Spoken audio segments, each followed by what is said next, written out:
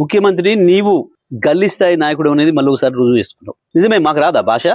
వాడెంత గొట్టంగాడు, కేసీఆర్ కాలి గోటి సరిపోడు అనొచ్చు మేము కూడా. మేము అనడం లేదు. నువ్వు రండవు, నువ్వు కొజ్జవని కూడా అనొచ్చు, మేము అనడం లేదు. మాకు విజ్ఞత ఉంది. నీకు కేవలం అది ఒక్క భాష వచ్చు కావచ్చు, మాకు అన్ని భాషలు వచ్చు, అన్ని అన్ని అన్ని పద్ధతుల్లో మాట్లాడవచ్చు, విజ్ఞతతో మాట్లాడవచ్చు. ఒకవేళ నువ్వు దాంట్లోనే పోటీ పెట్టుకుందాం అనుకుంటే అది కూడా మాట్లాడవచ్చు. ఎందుకు వస్తుంది?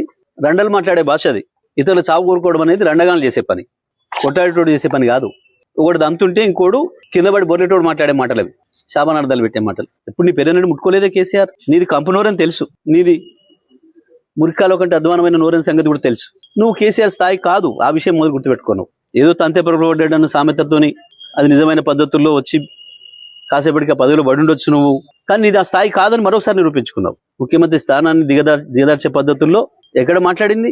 ఎవడన్నా ఎన్నికైనా కొత్త సర్పంచ్లకు చెప్తే కదా, నువ్వు డెడికేటెడ్గా పనిచేయండి, అందరు కలుపుకొని పనిచేయండి, ప్రజలు మీకు ఇచ్చిన బాధ్యతలను పూర్తిగా నెరవేర్చండి, మీ విజయం సాధించండి అని చెప్పొస్తారు ఎవరైనా. నీ చెత్తవాగుడితోని వచ్చిన వాళ్ళ బ్రెయిన్ జడగొట్టి ఏం సమాచారం తీసుకుపోయారు, వాళ్ళు ఏం మోసుకపోయారు నీ దగ్గర నుంచి మెసేజ్?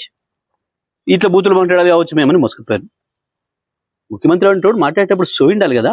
ఒకటి మాత్రం వాస్తవం రేవంత్, కేసీఆర్ని ఏదో ఈ రాయి కట్టుకొని నిలబడసావు, ఆ రాయి కట్టుకొని నిలబడసావు అని మాట్లాడుతున్నావు కదా. ఒక్కటి వాస్తవం నేను చెప్తున్నా, సాధారణ ఎన్నికలు వచ్చిన మరుక్షణమే ప్రజలు నువ్వు ఎక్కడ రోడ్డు మీద కనపడ్డా తప్పకుండా బండరాలు నీకు గట్టి హుసేన్ సాగర్ లోనో మూసిలోనో పడేస్తారు. ఆ పరిస్థితి వస్తుంది నీ పార్టీకి, నీ కాంగ్రెస్ పార్టీకి. నీకు ప్రజలే బండరాలు గట్టి మున్సిపాలిటీ చెత్తను వారేసినట్టు తీసుకుపోయి మూసి నదిలో పారేస్తారు. గుర్తుపెట్టుకో.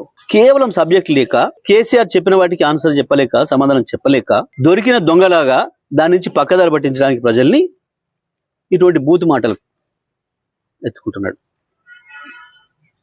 చూడలేదా ప్రజలు? కోట్లాది మంది ప్రజలు చూసిండ్రు.